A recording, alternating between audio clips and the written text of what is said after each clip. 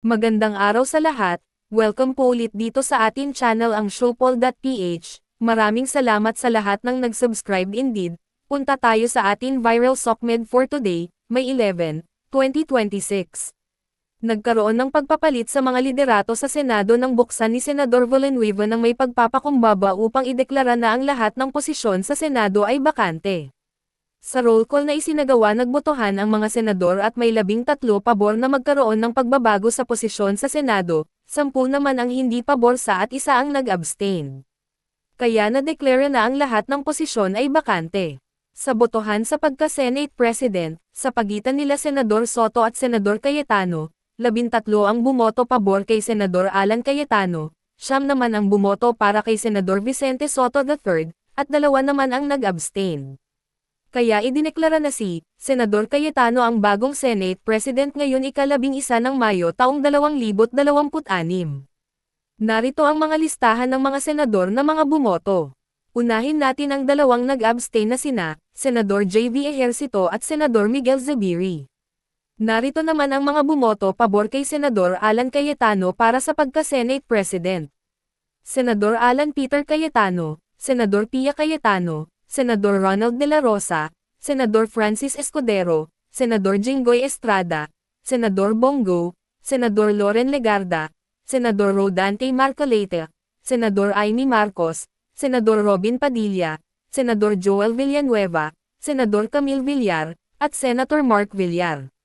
At ang mga bumoto para kay Senador Soto ay sina Senador Bam Aquino, Senador Win Gatchalian, Senador Hontiveros, Senador Panfilo Lacson, Senador Lito Lapid, Senador Kiko Pangilinan, Senador Raffy Tulfo, Senador Erwin Tulfo, at Senador Tito Soto. May I be allowed to humbly move to declare all seats vacant, Mr. President?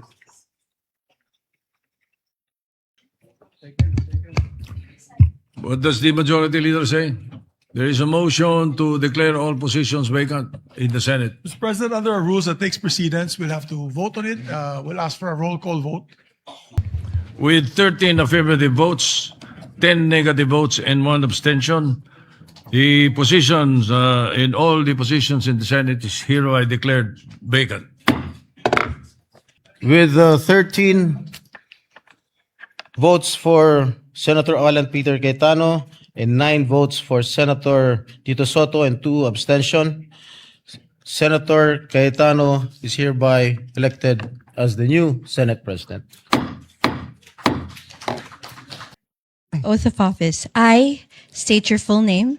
I, Alan Peter Shram Cayetano, Having been elected to the position of Senate President, having been elected to the position of Senate President, do hereby solemnly swear do hereby solemnly swear that I will well and faithfully discharge, that I will well and faithfully discharge, to the best of my ability, to the best of my ability, the duties of my present position the duties of my present position, and of all others I may hereafter hold, and of all others I may hereafter hold, under the Republic of the Philippines. under the Republic of the Philippines, That I will support and defend the Constitution of the Philippines, that I will uphold and support, that I will support and defend the Constitution of the Philippines, that I will obey the laws, legal orders, and decrees that I will obey the laws, legal orders, and decrees promulgated by the duly constituted authorities, promulgated by the duly constituted authorities, and maintain true faith and allegiance and maintain true faith and allegiance to the Republic of the to Philippines, the Republic of the Philippines, and that I impose this obligation and that I impose this obligation upon myself voluntarily, upon myself voluntarily, without mental reservation or purpose of evasion. without mental reservation or purpose of evasion. So help me God. So help me God. At yan ang ating latest SOCMED viral update for today. Please like and share ang video at huwag kalimutan mag-subscribe. I-click ang notification bell for more SOCMED viral updates at suportahan po ang ating Facebook page. Maraming salamat sa lahat ng nag-subscribe indeed. Magandang buhay sa lahat. Shukran.